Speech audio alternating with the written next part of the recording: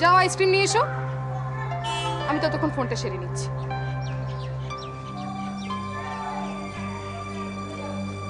কি এমন কথা, কার সঙ্গে বলবে?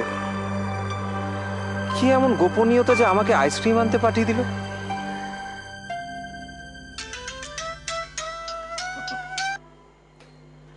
হ্যাঁ বল। দাদা, একটা বিশেষ দরকারে ফোন করেছি। দাঁড়া দাঁড়া, দরকারটা শুনবো, তার আগে শুনি আমার সিস্টার আর তার মিস্টার কেমন আছে। আমরা সবাই ঠিক আছি দাদা।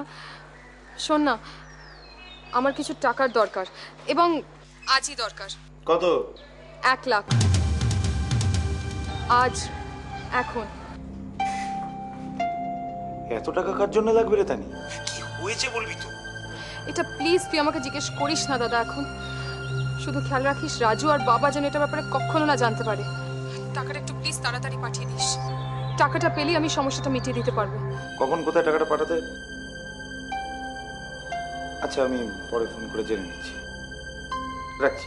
হ্যাঁ, বাই। আমি খেয়াল করিনি তুমি এসে গেছো। না, তুমি ফোন করছিলে বলে আমি আর ডিস্টার্ব করিনি। হ্যাঁ বলো। কোথায় তুমি? একটা বিশাল বড় ঘরের মধ্যে, মাথার ওপর নীল ছাদ আর পায়ের তলা সবুজ মেঝে। তার মানে তুমি এখন বাইরে? এই গরমে দুপুরবেলা তুমি বাইরে কি করছো? কিন্তু পিহু, এই দুপুরের রোদে এই পৃথিবীটা সব থেকে স্পষ্ট হয়ে ওঠে।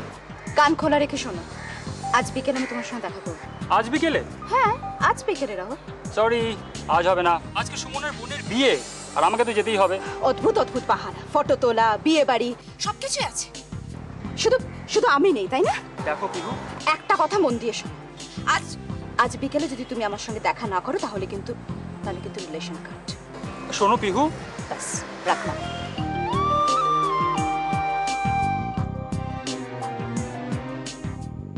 কে? সে কি, আমাকে চিনতে পারলে? অথচ তোমার মধ্যে আর একটা আমি বড় হচ্ছে। শয়তান!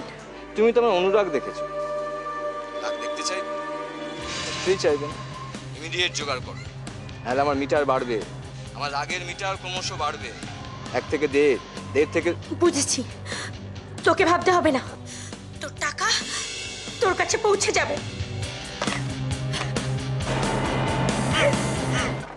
পিহু, তুই এখানে?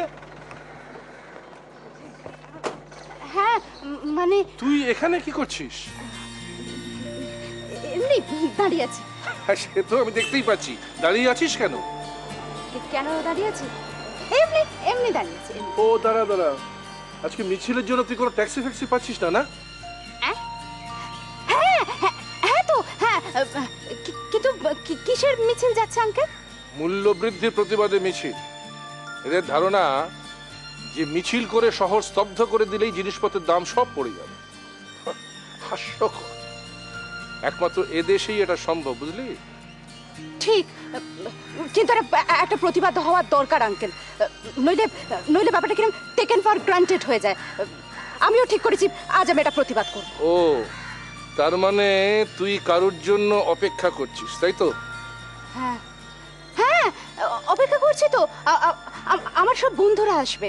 আরে তুমি একদম টেনশন করো না, তুমি নিশ্চিন্তে যাও। চলো চলো চলো, গাড়ি কাটো, গাড়ি কাটো, গাড়ি কাটো। আরে আমি খুলে দিচ্ছি, আমি খুলে দিচ্ছি।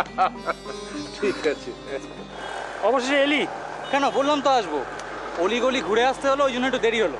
ঠিক আছে নট ব্রাদার, দের আয় দুরুস্ত আয়। চল বস। তুই বস, আমি চালাবো। ঠিক আছে, চলো।